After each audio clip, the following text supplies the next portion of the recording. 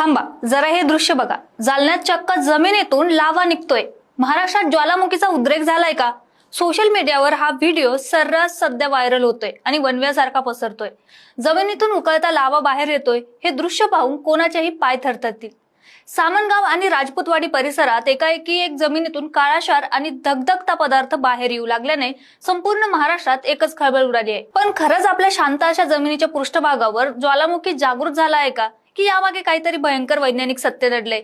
जालन्यातील सामनगाव परिसरात जमिनीतून हा काळाशार उकळणारा पदार्थ आहे आणि तो बाहेर येतोय.